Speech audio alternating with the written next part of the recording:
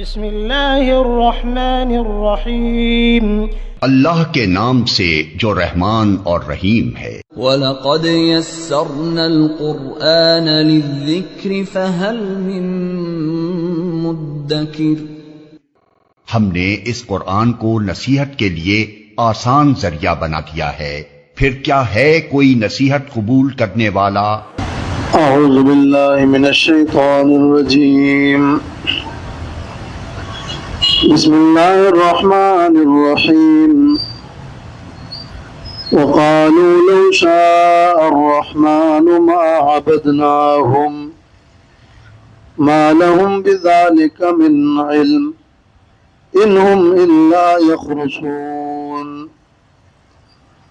أم آتيناهم كتابا من قبله فهم به مستمسكون۔ سورۃ زخرف کی یہ آیت نمبر 20 اور 21 ہے۔ سورۃ زخرف کی بنیادی مضمون میں سے یہ مضمون ہے کہ مشرکین کے مختلف شبہات پر رد کیا جا رہا ہے۔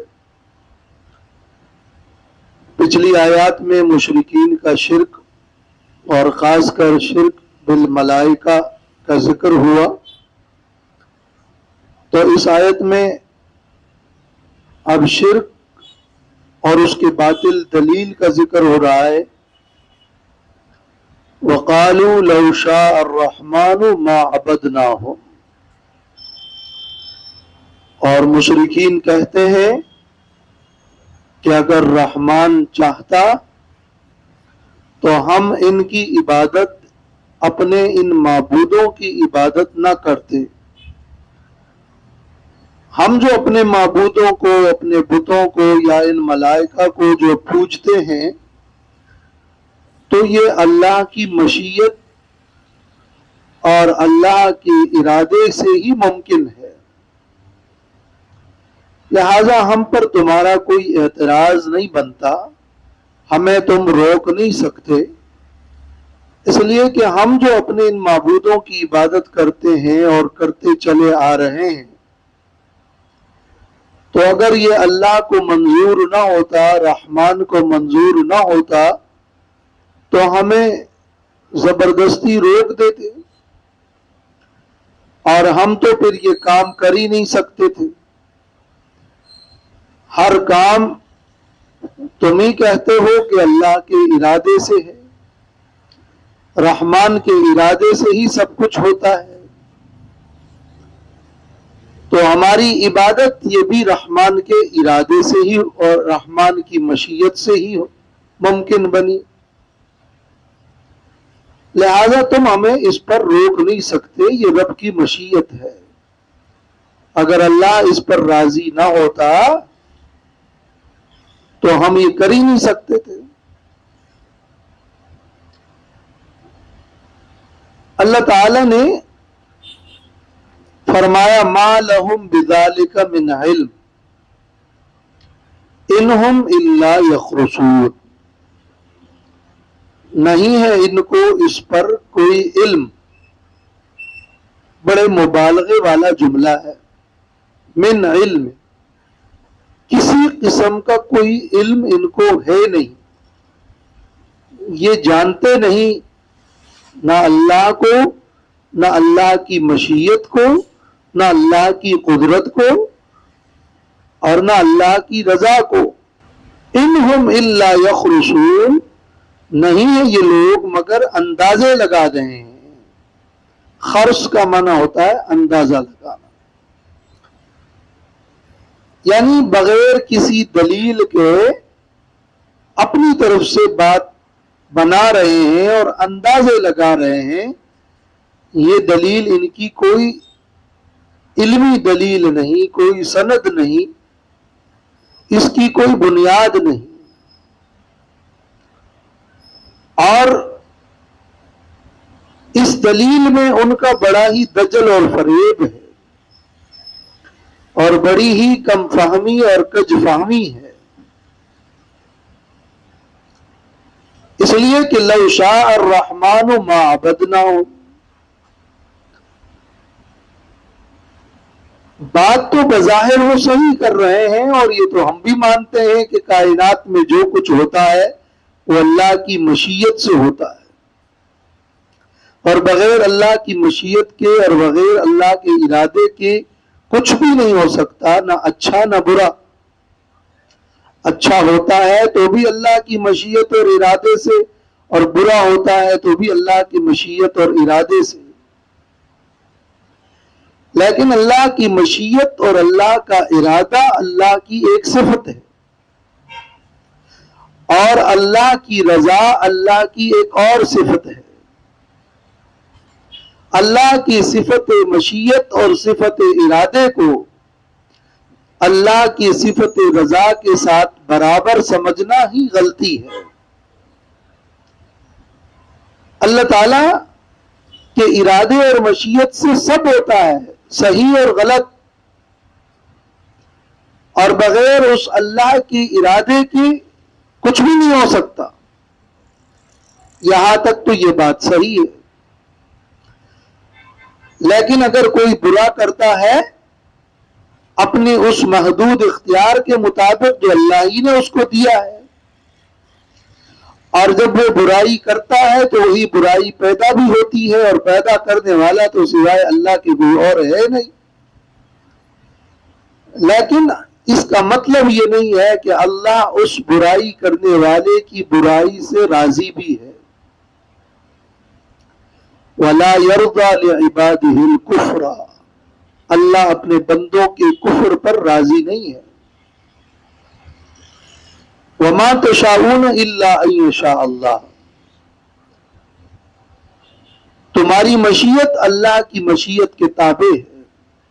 تمہارا کچھ بھی کرنا اور کائنات میں کچھ بھی ہونا اللہ کے حکم، اللہ کے ارادے، اللہ کی طاقت، اس کے بغیر نہ ہو سکتا ہے، نہ اس کی خلقت ہو سکتی ہے۔ بندہ کسب کرتا ہے، کسب کی حد تک بندے کو اختیار بھی ہے، لیکن جیسے ہی وہ کسب کرتا ہے کوئی اچھا، تو اچائی کا خالق اللہ ہے۔ جیسے ہی وہ کوئی کسب کرتا ہے برائی کا، تو اس برائی کا خالق اللہ ہے۔ لیکن اللہ نے یہ اعلان بھی کر دیا ہے کہ تم جو برائی کا کسب کرتے ہو، جس سے وہ برائی پھر پیدا ہوتی ہے، اور پیدا کرنے والا تو میں ہی ہوتا ہوں، لیکن تمہارے اس برے کسب پر میں راضی نہیں ہوں۔ اور برائی کی پیدائش بری نہیں ہے، برائی کا کسب برا ہے۔ تو اس کو کلامی انداز میں یا متکلمین کے انداز میں سمجھانا اس وقت مقصود نہیں ہے، مگر لو شاء الرحمن ما عبدناہم، اس میں اتنا سمجھنا کافی ہے کہ ہر چیز اللہ کی مشیت سے تو ہے، لیکن اللہ کی مشیت کو دلیل بنانا اس بات کے لیے کہ ہمارا اختیار ہی سلب ہو گیا، یہ غلط ہے۔ ہر چیز اللہ کی مشیت سے تو ہے، لیکن اس مشیت اور ارادے کو اللہ کی رضا سمجھنا یہ غلط ہے۔ چنانچہ ان کا بیانیہ لو شاء الرحمن ما عبدناہم تو صحیح ہے، لیکن اس سے اس کی جو مراد ہے اور اس سے جو وہ نتیجہ اخذ کر رہے ہیں وہ غلط ہے، اور اس کو کہتے ہیں کہ کلمۃ حق ارید بہ الباطل، بات صحیح ہے، ارادہ باطل ہے، جملہ صحیح ہے لیکن ان کی مراد غلط ہے۔ مشیت اللہ کی ہے، یہ صحیح ہے، لیکن اس مشیت کا یہ مطلب نہیں ہے کہ تمہارا اختیار ہی ختم ہو گیا، اب تمہارے پاس کوئی اختیار ہی نہیں ہے، لہذا جو ہوتا ہے بس اللہ تعالیٰ کی طرف سے ہوتا ہے۔ اور اگر اللہ کی مشیت سے کچھ ہوتا ہے تو اس کا یہ مطلب نہیں ہے کہ جو تو کچھ غلط تم کر رہے ہو اس کی تم ذمہ داری نہیں ہو۔ اور اس میں خاص تمہاری عبادت اور تمہارے شرک ہی کی کیا تخصیص ہے؟ اس دنیا میں تو بہت کچھ غلط ہو رہا ہے، اس دنیا میں تو قتل بھی ہو رہے ہیں، چوری اور ڈاکہ بھی ہو رہا ہے، یہاں تو رشوت اور سود بھی چل رہا ہے، یہاں تو بدکاریاں بھی کی جا رہی ہے، پھر ان سب کے لیے کیا تم سند جواز یہ بیان کرو گے کہ اگر اللہ چاہتا تو یہ نہ ہوتا، اور یہ جو کچھ ہوتا ہے اللہ کی مشیت سے ہوتا ہے، لہذا ٹھیک ہے؟ تو اس کو تو تم ٹھیک نہیں مانتے ہو، بہت ساری چیزوں کو غلط ماننے کا تو تم بھی اقرار کرتے ہو، تو اس میں فقط تمہاری ملائکہ پرستی اور تمہارا شرک وہی کوئی خاص جرم کیوں؟ یہاں تو دنیا میں بے شمار جرائم موجود ہیں جس کے لیے اللہ کی مشیت کو اللہ کی باز کے طور پر تم بیان نہیں کر سکتے۔ تو یہ بے عمل لوگ، گمراہ لوگ اور غلط روش پر چلنے والے لوگ تقدیر کا بہانہ بنا کر برائیاں کرتے رہتے ہیں اور اپنی ذمہ کو خلاص کرنے کے لیے وہ کہہ دیتے ہیں کہ جو کچھ ہو رہا ہے وہ اللہ کی مشیت سے تو ہو رہا ہے، اللہ کی تقدیر میں لکھا تھا تو اللہ کی تقدیر سے ہو رہا ہے، تو ہمارا تو کوئی قصور ہی نہیں ہے۔ وَقَالُوا لَوْ شَاءَ الرَّحْمَنُ مَا عَبَدْنَاهُمْ، اور کہتے ہیں وہ کہ اگر رحمان چاہتا تو ہم ان کی عبادت نہ کرتے۔ یہ ما عبدناہم میں جو یہ ہم ضمیر ہے، اس ہم ضمیر کا مرجع اس سے پہلے وَجَعَلُوا الْمَلَائِكَةَ الَّذِينَ هُمْ عِبَادُ الرَّحْمَنِ إِنَاثًا، ملائکہ کو تو وہ اناث اور مؤنثات سمجھتے تھے، اس اعتبار سے تو ضمیر یوں ہونی چاہیے کہ ما عبدناہن، ما عبدناہن، مگر یہاں ضمیر مذکر ہے کہ ما عبدناہم۔ اگر ہم سے مراد ان کے اپنے آلہہ ہیں جن میں پھر ملائکہ بھی شامل ہے تو پھر تو کوئی اشکال نہیں کہ رحمان چاہتا تو ما عبدناہم، ہم اپنے ان آلہہ کی عبادت نہ کرتے۔ ما عبدناہم یعنی ما عبدنا آلہتنا،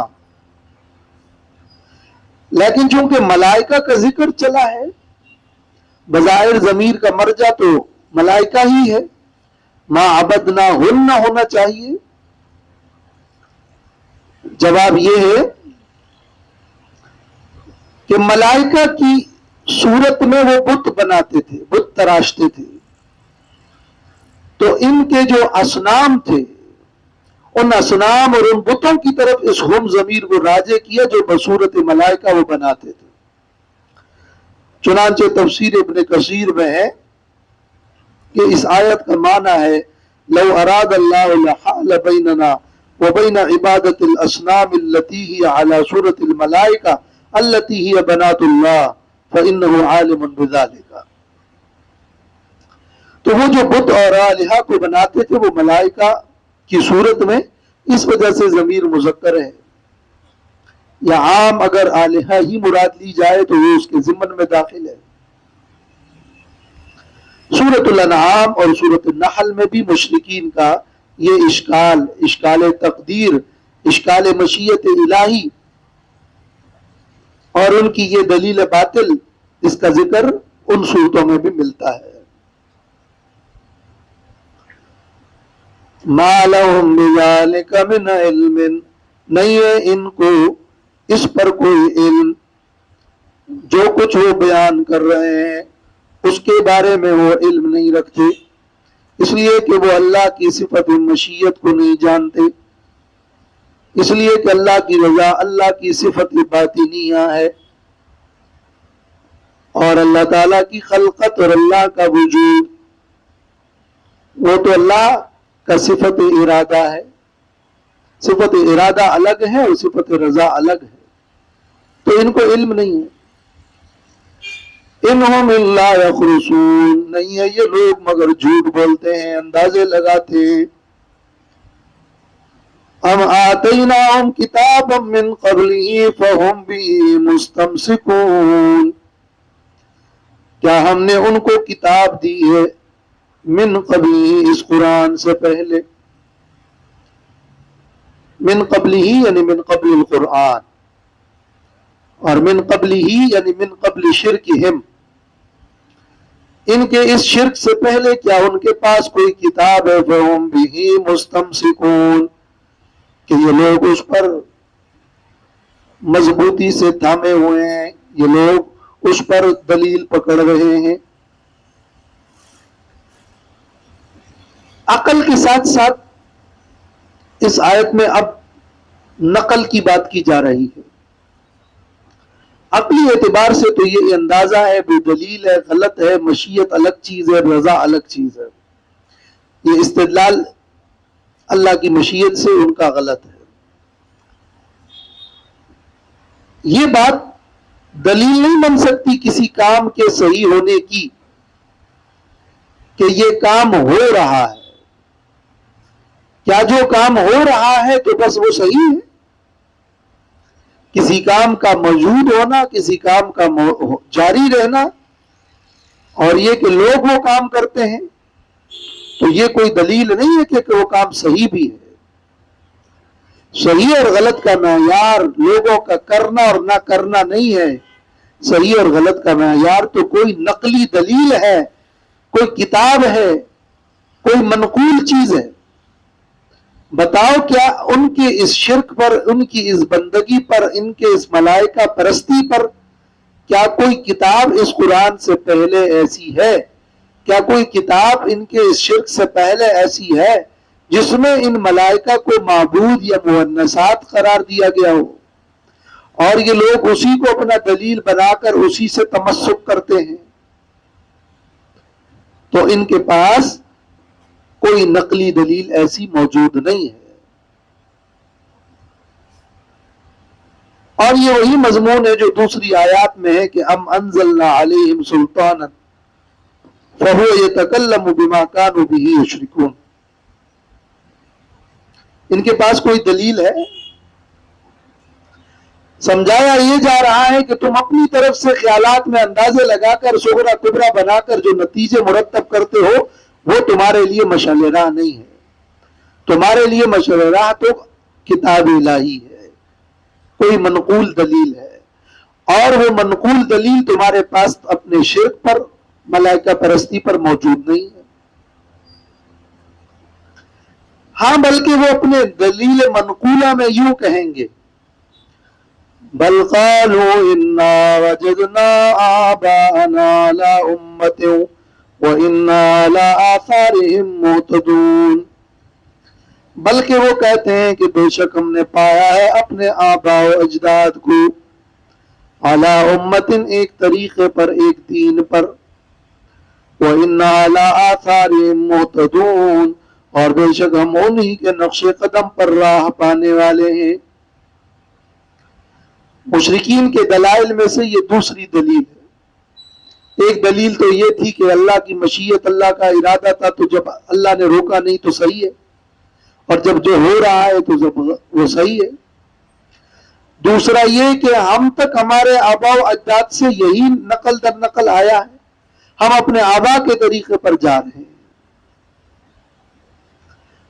تو اتباع الآباء، آباء کی اندھی تقلید، چاہے آباء صحیح کر رہے ہوں یا غلط، چاہے ان کے پاس کوئی دلیل ہو یا نہ ہو، لیکن بس ہمارے آباء و اجداد کا ایک طریقہ ہے، ہم اسی پر جا رہے ہیں، اور ہم بس یہ اعتقاد رکھتے ہیں کہ نہ ہم غلط ہیں نہ ہمارے آباء غلط ہیں، اور جو طریقہ ہمارے آباء کا تھا بس وہی صحیح ہے، اور ہم کچھ سننا نہیں چاہتے، نہ ہمیں کوئی دلیل چاہیے، نہ ہمیں کوئی سند چاہیے، بس آباء کا طریقہ ہے، یہی ہماری نقلی دلیل ہے۔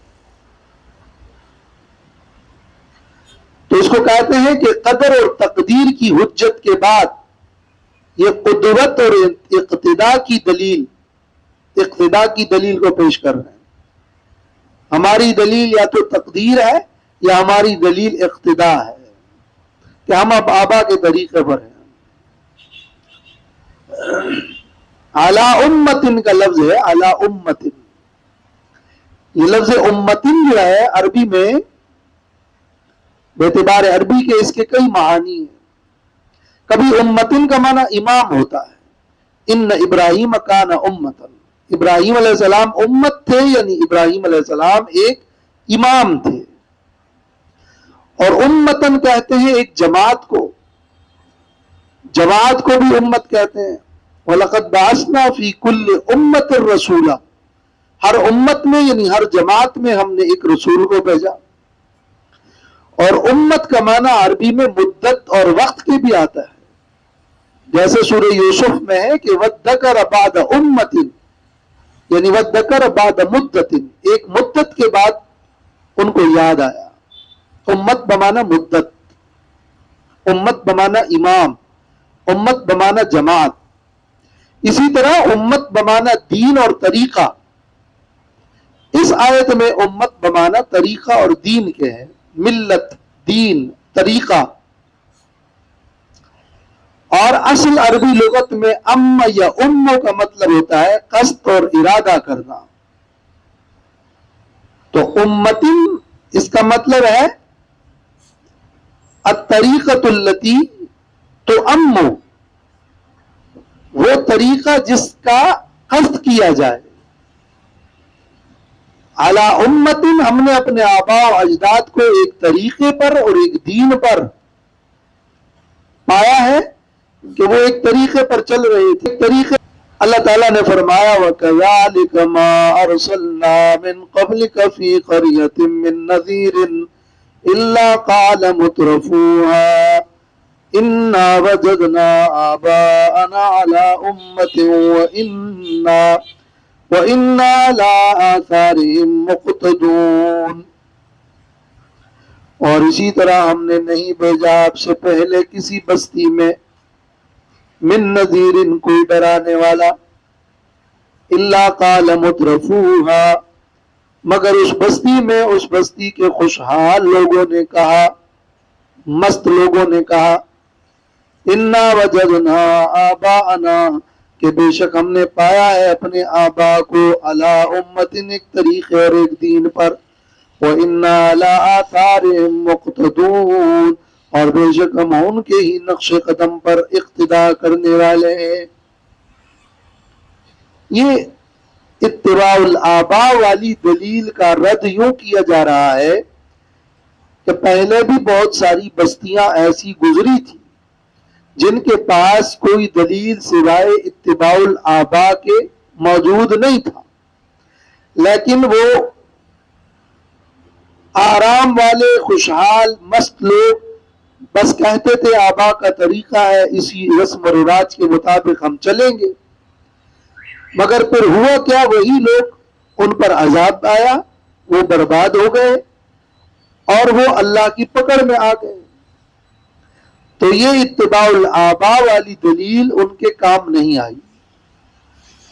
لہذا اب تمہارے لیے مشعل راہ وہ فقط اندھی تقلید نہیں ہے کہ اگر کوئی غلط بھی ہو رہا ہے اور سراسر عقل نقل کے خلاف ہو رہا ہے مگر آباء نے کیا ہے تو آباء نے ساتھ ساتھ میں تو اس کی سزائیں بھی چکی ہیں. آباء کو پر تو عذاب بھی آئے تھے، آباء کے پاس بھی یہ دلیلیں آئی تھی، توحید کا سبق انہیں پڑھایا گیا تھا، وہ نہیں مانے تھے. تو کیا تم انہی کے نقش قدم پر چل کر ہلاک ہونے آتے ہو؟ تفسیر مدارک میں ہے وَهَذَا تَسَلِّيَةٌ لِلنَّبِيِّ صلی اللہ علیہ وسلم وَبَيَانٌ أَنَّ تَقْلِيدَ الْآبَاءِ دَاءٌ قَدِيمٌ. اس آیت میں مقصد نبی صلی اللہ علیہ وسلم کو تسلی دینا ہے کہ یہ پیغمبر آباء و اجداد کی تقلید کو اور اس اندھی تقلید کو اپنی دلیل میں پیش کرنا یہ ان کی پرانی بیماری ہے. اس آیت میں مترفوہا کا ایک لفظ ہے. مترفو اطراف، اطراف کا لفظ اصل میں کہتے ہیں کہ ایک شخص کے پاس نعمت کی فراوانی ہو جائے اور ان نعمتوں کے اندر وہ مست اور متکبر ہو جائے. مترفین قوم کے وہ بڑے لوگ جو شہوات اور خواہشات اور لہو و لعب اور فضولیات میں ایسے منہمک ہو جائے کہ وہ مشقت اٹھانے کو ناپسند کرتے ہوں اور طلب حق کے کے لیے کسی قسم کی وہ کوشش نہیں کرتے. وہ عیاش لوگ جن کو ان کی دنیا اور دنیا کی لذتیں اور لذات جسمانیہ وہی ہر چیز سے بڑھ کر محبوب ہوں اور کسی قسم کی زحمت اٹھانے کے لیے تیار نہ ہوں. تو انبیاء علیہم السلام کے ٹھوس دلائل عقلیہ اور صحیح دعوت اور رہنمائی کے مقابلے میں آباء و اجداد اور ان کے طریقے کو اپنانے والے وہ لوگ تھے کہ جو سمجھنے کی کوئی زحمت اٹھانے کے لیے تیار نہیں تھے. وہ قوم کے خوشحال مست اور مترفین اور عیاش لوگ جو سمجھتے تھے کہ اگر ہم صحیح راستے کی تلاش میں لگ کر طلب حق میں کوئی جستجو کریں گے تو ہم سے ہماری یہ بہت ساری آرام دہ نعمتیں چھن جائیں گی. تو یہی اطراف، یہی مستی، یہی عیاشیاں، یہی آرام طلبی، اس نے ان کو فقط آبا کا نام لے کر ان کے طریقے پر چلنے کے لیے آمادہ کیا، اور یہی اطراف اور بدمستی ہی ان کے لیے باعث ہلاکت اور باعث تقلید بنی. اس لیے فرمایا کہ الا قال مترفوہا، ایک کبیر میں قال مترفوہا کے ذیل میں یہی تشریح کی ہے کہ مترفین کا انتخاب اس آیت میں اس لیے کیا گیا کہ وہ تقلید آبا کر کے عیاشی کی زندگی چاہتے ہیں. اور ساتھ میں یہی لکھا ہے کہ اگر کتاب اللہ میں کوئی اور آیت تقلید کے رد پر اور باطل کرنے پہ نہ ہو تو یہ ایک آیت بھی کافی ہے کہ کوئی شخص اندھی تقلید میں اقتدا کر کے وہ آبا کو دلیل میں پیش کر کے چلے اور کہے کہ بس مجھے نجات مل جائے گی. ایک تو تقلید فی الحق اور بالحق ہے. وہ منقولہ دلائل میں اجتہادی بصیرت نہ رکھنے والے، منقولہ دلائل میں اجتہادی بصیرت رکھنے والے مجتہدین کی آراء کو لیتے ہیں اور کم علم والے زیادہ علم والے پر اعتماد کرتے ہیں، اور فَاسْأَلُوا أَهْلَ الذِّكْرِ إِن كُنتُمْ لَا تَعْلَمُونَ پر عمل کرتے ہیں. وہ تقلید بالحق کی یہاں تردید کرنا مقصود نہیں ہے، مگر وہ اندھی تقلید کے ہر حال میں بس آبا جیسے تیسے بھی ہیں، بغیر کسی منقولہ دلیل اور عقل سلیمہ کی سند کے ہم ان کی ہر بات مانیں گے اور ان کا قول ہی ہمارے لیے بذات خود حجت ہے. یہ تقلید باطل اور یہ اندھی تقلید، اس کی تردید بیان کرنا اس آیت میں مقصد ہے.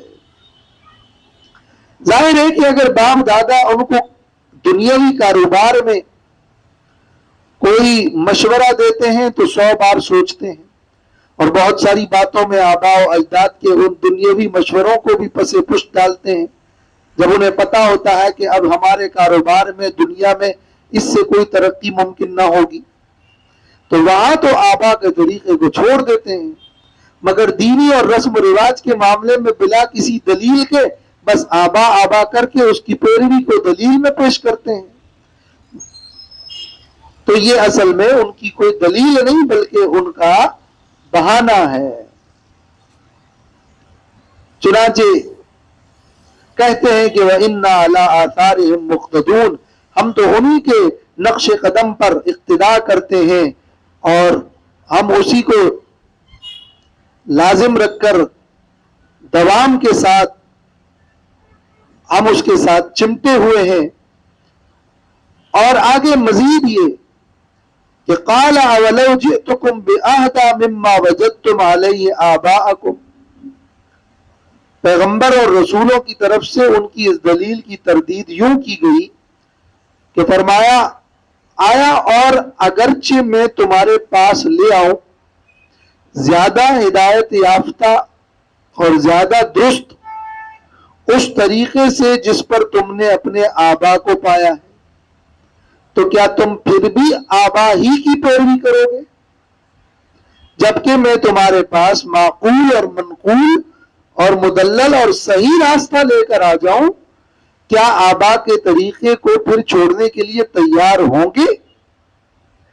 تو جب ان سے یہ پوچھا گیا تو قالوا، وہ کہتے تھے کہ انا بما ارسلتم بہ کافرون، بے شک ہم ان طریقوں پر اور ان باتوں پر جن پر تم بھیجے گئے ہو اپنے خیال کے مطابق ہم اس کا انکار کرنے والے ہیں، کوئی دوسری بات ہم سننے کے لیے تیار نہیں، ہمارے پاس بس واحد یہی دلیل اور یہی راستہ ہے کہ ہم آبا کے طریقے پر جا رہے ہیں، چاہے وہ غلط ہو، چاہے وہ ہم ہلاکت میں جا رہے ہوں، بس ہم نے آبا ہی کے طریقے کو پکڑنا ہے۔ اسی کو کہتے ہیں اندھی تقلید۔ تو اللہ تعالیٰ نے فرمایا کہ اسی سے یہ بات ظاہر ہو گئی کہ ان کے پاس اتباع الآباء میں سوائے ضد و عناد کے اور کوئی وجہ نہیں۔ فانتقمنا منہم، پس ہم نے ان سے بدلہ لیا۔ فانتقمنا کے اندر جو یہ فا ہے، اس فا میں یہ دلیل ہے کہ اشارہ ہے کہ ان کے پاس اب اس کے بعد سوائے ضد و عناد کے کچھ نہ رہا، بس ہم نے ان سے طرح طرح کے عذاب کے ذریعے سے انتقام لیا، انہیں سزا دی اور انہیں استحصالی عذاب میں مبتلا کیا، ان کی بے خونی کی۔ فانظر کیف کان عاقبۃ المکذبین، بس دیکھیے کہ کیسا ہوا انجام جھٹلانے والوں کا، اور کس طرح اللہ نے مومنین کو نجات دی اور ان جھٹلانے والوں کو اپنی پکڑ میں لیا۔ تو آج کے سبق میں مشرکین کی یہ دلیل کہ ہم جو کر رہے ہیں وہ اللہ کی مشیت سے کر رہے ہیں لہذا صحیح کر رہے ہیں، اس دلیل کا رد ہو گیا کہ یہ لا علمی اور جہالت ہے، اور یہ کہ آباء و اجداد کے ہم پیروکار ہیں وہی بذات خود ہمارے لیے دلیل ہے، چاہے وہ کچھ بھی کریں۔ تو ان دونوں دلائل کو رد کیا گیا کہ یہ نجات کا طریقہ اور نجات کا راستہ نہیں ہے، بلکہ حق کو دیکھو، حق پہ چلو، سمجھ کے ساتھ چلو، فہم کے ساتھ چلو، اسلاف کی پیروی ہو تو اسلاف صالحین کی پیروی ہو۔ چنانچہ اسی مناسبت سے پھر آگے ابراہیم علیہ السلام کا ذکر بھی آئے گا۔ وآخر دعوانا الحمدللہ۔